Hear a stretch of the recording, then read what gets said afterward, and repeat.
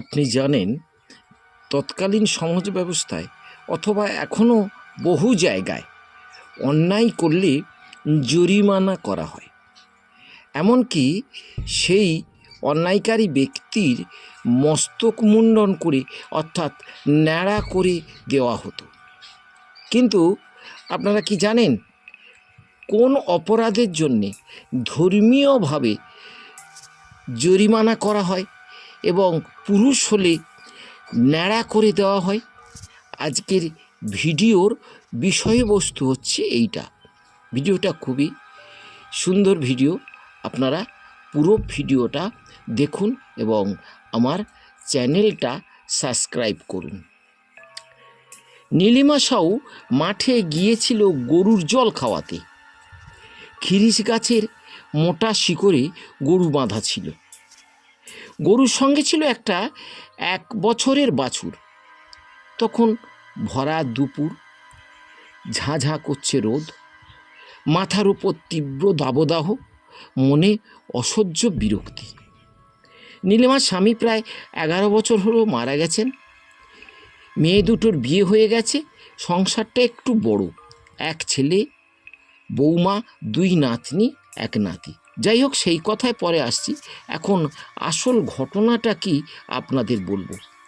এটা একটা বাস্তব ঘটনা, দয়া করে ঘটনাটা মন দিয়ে শুনুন।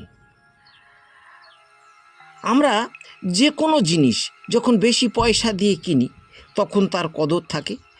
পটল যখন 70 টাকা কেজি হয় তখন সেই পটল অতি যত্ন করে তুলে রাখা হয়, আর সেটা যখন 2 কেজি 25 টাকায় হয় তখন পটল বা অন্য কিছু এই রকম কোনো বস্তু মাটিতে গড়াগড়ি খায়। বাড়ির ভিতর থেকে শব্দ এলো, এই মনা, গরুগুলোর জল খাওয়াতে যা। মনা তখন গেম খেলতে ব্যস্ত। মনা বলল সোনাকে। সোনা তখন রিল তৈরি করতে ব্যস্ত। এদিকে সোনামনার মা রান্না করছিল। রান্নাঘর থেকে বেরিয়ে দেখে 2 বোনে চুলোচুলি শুরু হয়ে গেছে। সোনামনার ঠাকুরমা ঠাকুর ঘরে। ঠিক সেই সময় সোনামনার বাবা এসে হাজির। হ্যাঁ গো সোনার বাবা, এখনো পর্যন্ত গরুগুলোর জল খাওয়ানো হয়নি। কথা শোনার কোনো অবস্থায় ছিল না সোনার বাবা। এদিকে বেলা 12টা। বাড়ির বৃদ্ধা গিন্নি বালতি হাতে চললেন গরুর জল খাওয়াতে। জল খাওয়ার জন্যে গরু ছটফট করছে, আর বাছুরটা গরুর দড়ি গলায় জড়িয়ে মরে পড়ে আছে। এটাকে শাস্ত্রের ভাষায় বলা হয় অপালন নিমিত্তক গোবধ, যেটা খুনের সমান। এর জন্য প্রায়শ্চিত্ত করতে হয়, অর্থাৎ শ্রাদ্ধ করতে হয়, ব্রাহ্মণের উপার্জন হয় এবং এটা করা উচিত। তবে ব্রাহ্মণের উপার্জনের জন্য সার্টিফিকেট দিচ্ছি না। এই গোশ্রাদ্ধ করলে বেশ মোটা অঙ্কের পয়সা খরচ হয়। এটা হলো জরিমানা, এটা হলো নেগলিজেন্সির শাস্তি। যে পরিবার এই গোশ্রাদ্ধ করছে তারা আর কোনো দিনই গরুকে অযত্ন করবে না এবং আশেপাশে অনেকে এই শিক্ষা পাবে।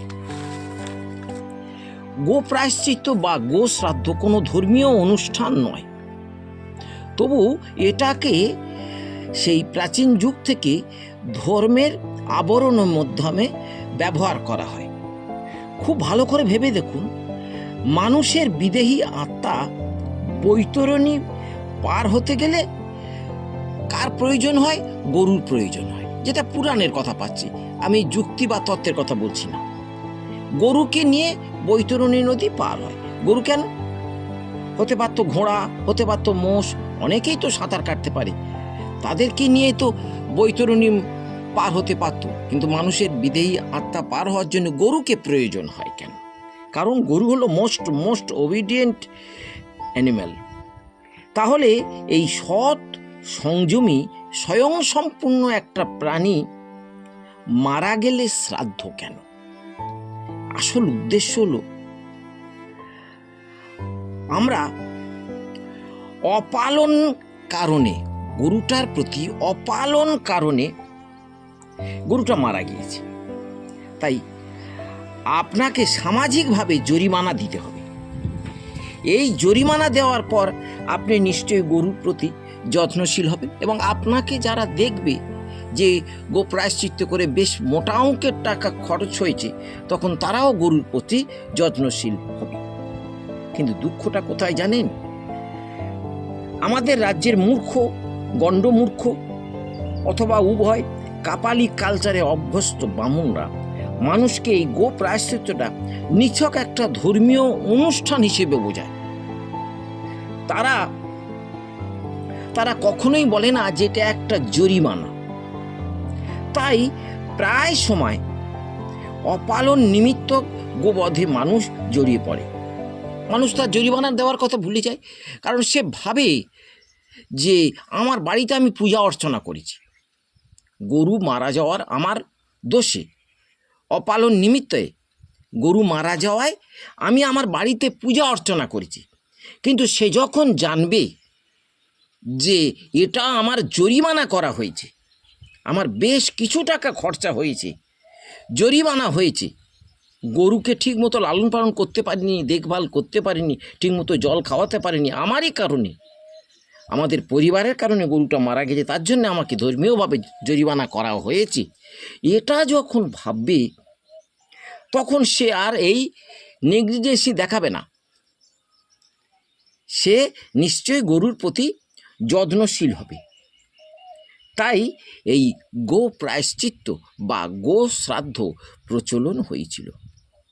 আপনি বলুন না, কারুর প্রতি যদি জরিমানা করা হয়, জরিমানা করাটা বিশেষ করে এই ধর্মীয় জরিমানায় মানুষকে নাড়া করা হয়, বাড়ির কর্তাকে নাড়া করা হয়।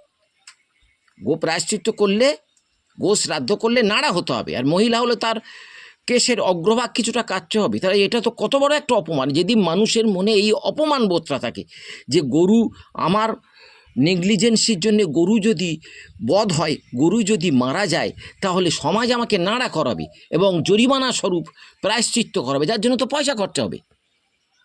এটা যদি বুঝি, তাহলে মানুষ আর সেই নেগলিজেন্সি দেখাবে না গরুর প্রতি।